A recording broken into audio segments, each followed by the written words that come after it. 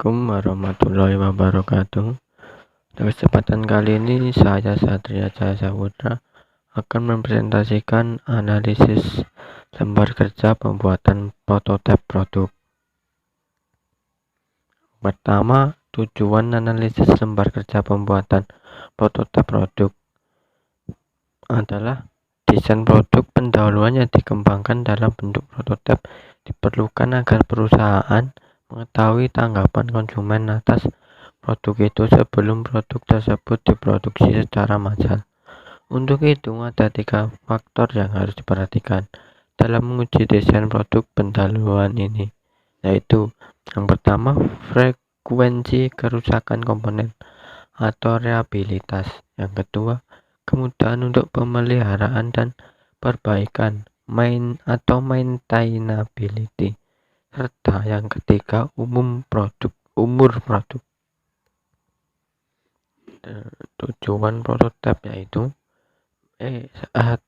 Evaluasi dan feedback pada rancangan interaktif. 2. Stakeholder, dalam hal ini user, dapat melihat, menyentuh, berinteraksi dengan prototipe. Ketiga, anggota tim dapat berkomunikasi secara efektif. Yang keempat, para perancang dapat mengeluarkan ide-idenya. Kelima, memunculkan ide-ide secara visual dan mengembangkannya. Yang kedua, keunggulan menggunakan prototipe. Penggunaan prototipe pada sebuah produk sebelum diproduksi massal memiliki keunggulan, yaitu pertama, adanya komunikasi yang baik antara pengembang dan pelanggan. 2. Pengembang dapat bekerja lebih baik dalam menentukan kebutuhan pelanggan. Yang ketiga, pelanggan berperan aktif dalam pengembangan sistem. Yang keempat, lebih menghemat waktu dalam pengembangan sistem. Kelima, mengurangi biaya pengembangan dan pemeliharaan. Ketiga, kelemahan menggunakan prototipe.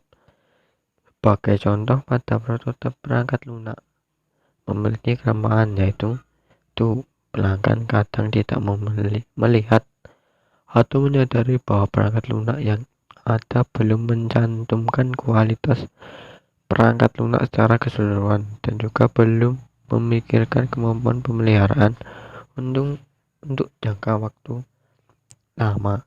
Kedua, pengembang biasanya ingin cepat menyelesaikan proyek sehingga menggunakan algoritma dan bahasa pemrograman yang sederhana untuk membuat prototyping lebih cepat selesai tanpa memikirkan lebih lanjut bahwa program tersebut hanya merupakan cetak biru sistem.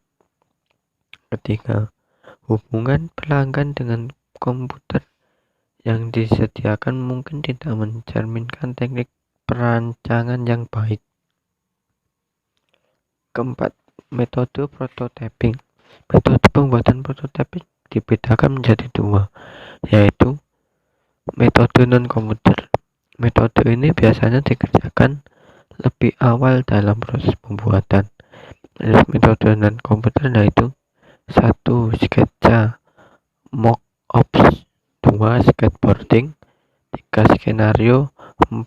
tutorial dan manual. Yang kedua, metode komputer based. Metode ini biasanya dikerjakan kemudian. Sifat metode komputer based yaitu 1. Menirukan lebih banyak kemampuan sistem. 2. Pada umumnya hanya baru beberapa aspek atau fitur. 3. Dapat berpusat pada lebih banyak detail. 4. Para pemakai lebih segan untuk menyarankan perubahan sekali ketika mereka melihat prototipe yang lebih realistis. Yang kelima, terminologi prototipe.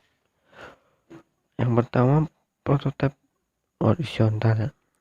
Prototipe horizontal yaitu mencakup seluruh antarmuka pengguna, namun tanpa fungsi pokok, berupa simulasi dan belum dapat digunakan untuk melakukan pekerjaannya sesungguhnya.